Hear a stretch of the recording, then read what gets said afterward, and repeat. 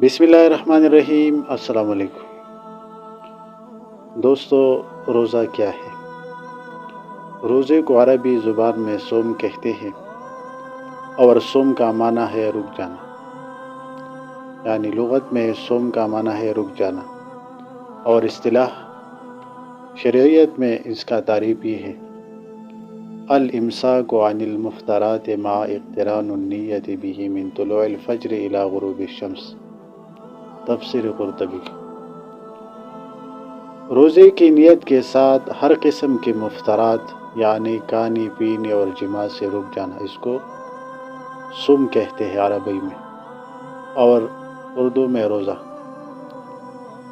تو معلوم ہوا کہ روزے کی نیت کے ساتھ طلوع فجر یعنی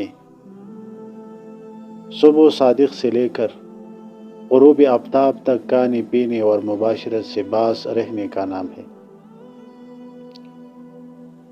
روزے کے وقت ابتدا صبح صادق سے شروع ہو جاتی ہے۔ روزے کا وقت غروب آفتاب پر اختتام پذیر ہو جاتا ہے۔ روزے میں کھانا منع ہے، روزے میں پینا منع ہے، اور روزے کی حالت میں ہم بستری کرنا منع ہے۔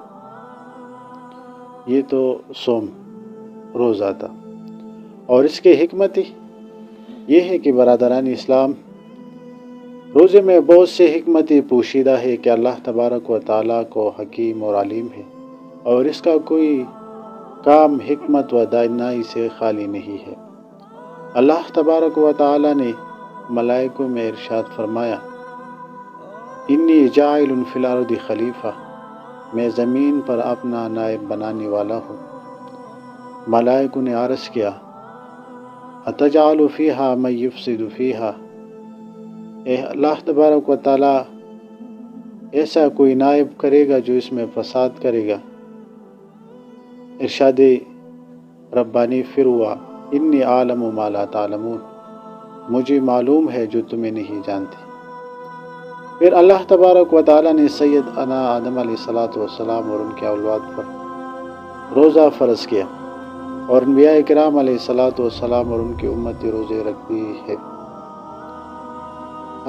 رکھتے تھے، اور امت مصطفیٰ صلی اللہ علیہ وسلم پر بھی 1 ماہ کے روزہ فرض فرما کے، تاکہ ملائک کو اس حکمت کا علم ہو جائے کہ میں نے آدم علیہ السلام کو کیوں پیدا کیا تھا۔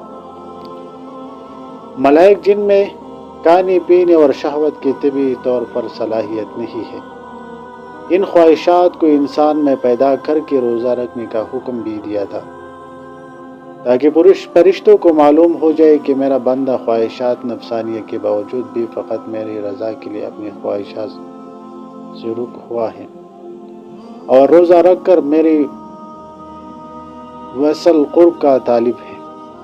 حضرت مولانا روم رحمۃ اللہ علیہ اس کا حکمت کا یوں ذکر فرماتی ہے: ملائک کی طرح اللہ تعالیٰ کی تسبیح سے غذا کر، تاکہ تو بھی ملائک کی ذات سے خالصی پائی۔ کچھ تو اس پینے سے کم کر اپنے لیے، تاکہ حوض کوثر تو پی اپنے سامنے۔ دسترخوان عقل ہے نہ کہ روٹی ور سالن، نور عقل ہے اے لڑکی روح کی غذا ہے۔ یہ تو حکمت مولانا روم رحمۃ اللہ علیہ نے روزے کا حکمت اس طرح بیان کیا۔ پھر ارشاد باری تعالیٰ: الطیبات للطیبین، پاک چیزیں پاک لوگوں کے لیے ہے، جنت پاک ہے، حور و غلمان پاک ہے، اور امت مسلمہ کے لوگ جب تک پاک نہ ہو جنت میں داخل نہیں ہو سکتی۔ بے شک پاکیزہ میوے نہیں کھا سکتی، پاک نہروں یعنی کوثر سلسبیل کے جام کی لذتیں نہیں اٹھا سکتی۔ اللہ تبارک و تعالیٰ نے امت حبیب علیہ السلام کو روزوں سے نوازا، تاکہ ان کے گناہ جل جائے، اور بھوک اور پیاس کی آگ میں ڈال کر ان کے وجود کو گناہوں کی آلودگیوں سے پاک و صاف کر دیا، تاکہ کل قیامت دوزخ کی آگ سے بچ جا کر پاک و صاف لوگ جنت میں داخل ہو کر اس کے پاکیزہ نعمتیں حاصل کر سکیں۔ برادران اسلام، گناہ کی 2 قسمیں ہیں، ایک ہے ظاہری اور دوسرا ہے باطنی۔ ظاہری جو نظر پر آتے ہیں، اور باطنی جو نظر پر نہیں آتے۔ ظاہر گناہ کی معافی کا ذریعہ اللہ تبارک و تعالیٰ نے امت مصطفیٰ صلی اللہ علیہ وسلم کے لیے نماز کو بنایا ہے۔ ارشاد باری تعالیٰ ہے ان الحسنات یذہبن السیئات، اور باطن گناہ مثلاً تکبر، غرور، ریاکاری، دنیا کی محبت وغیرہ کے فارغ کے لیے اللہ تبارک و تعالیٰ نے رمضان شریف کا روزہ عطا فرمایا تھا کہ میرا بندہ پاک و صاف ہو کر میرے رضا حاصل کر لے۔ برادران اسلام، اللہ تبارک و تعالیٰ کے قرب کے لیے راستہ میں 3 دیواری ہے۔ ایک جو ان کی وجہ سے وصول اللہ تک پردہ ہے، ان پردوں کو چاک کر وصول اللہ و قرب اللہ کا ذریعہ روزہ ہے۔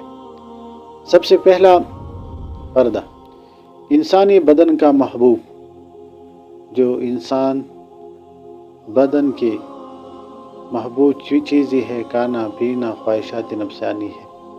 2 دل کا محبوب بہشت یعنی جنت اور اس کے درجات و مراتب ہے۔ 3 جان کا محبوب قرب الہی ہے، مگر جسمانی خواہشات دل و جان پر غلبہ پایا ہوا ہے، یہاں تک کہ دل و جان اس کے تابع ہو چکے ہیں۔ اللہ تبارک و تعالیٰ نے 1 ماہ کے روزے عطا فرمائے تھے کہ میرا بندہ روزے کے ذریعہ